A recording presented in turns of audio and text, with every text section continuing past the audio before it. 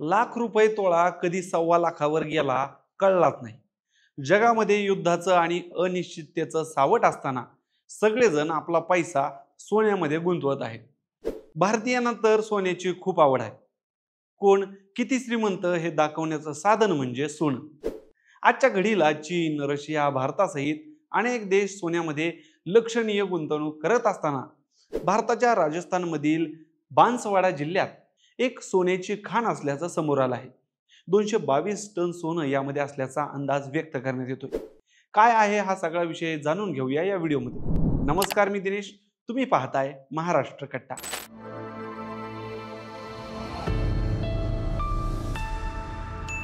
राजस्थानमधल्या बांसवाड जिल्ह्यातील कांकरिया गाव इथं राज्यातील तिसरी मोठी सोन्याची खाण सापडल्याची अधिकृत घोषणा करण्यात आली आहे।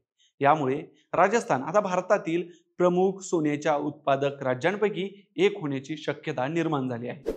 भूवैज्ञानिक सर्वेक्षण विभागाच्या प्राथमिक अहवालानुसार कांकरिया गावातील या भागात सुमारे 222 टन शुद्ध सोने मिळण्याची शक्यता आहे। सोबतच या क्षेत्रात 113 दशलक्ष टन सोन्याचे ओल्ड ओव्हर असल्याचा अंदाज व्यक्त करण्यात येतो।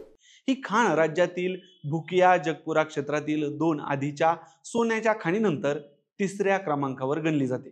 यामुळे या जिल्ह्यात खनिज महत्व आणखीन वाढलं आहे। राजस्थान सरकारने या नव्या खाणीच्या ई लिलाव म्हणजेच ई ऑक्शनच्या प्रक्रियेला देखील सुरुवात केली आहे, ज्यामध्ये खाजगी आणि सार्वजनिक क्षेत्रातील खनन कंपन्या सहभागी होऊ शकतात। या नव्या शोधामुळे बांसवाड जिल्हा लवकरच खनन उद्योगाचे एक महत्त्वाचे केंद्र बनू शकतो।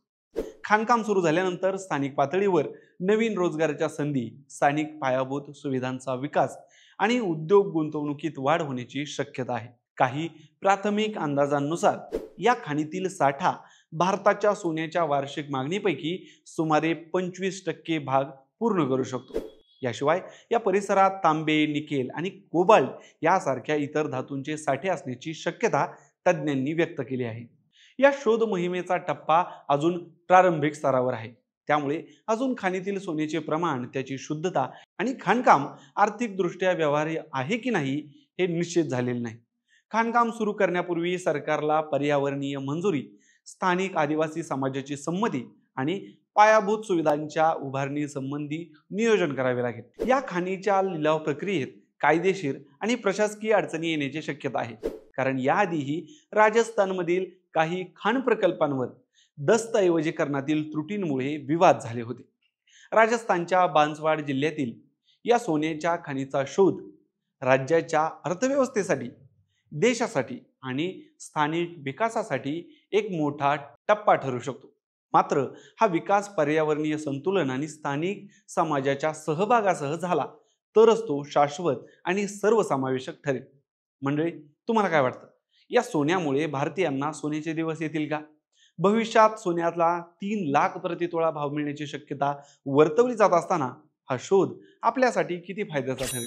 तुमचं मत कमेंटमध्ये सांगा आणि अशाच माहितीपूर्ण व्हिडिओसाठी महाराष्ट्र कट्टाला सबस्क्राईब करा। धन्यवाद।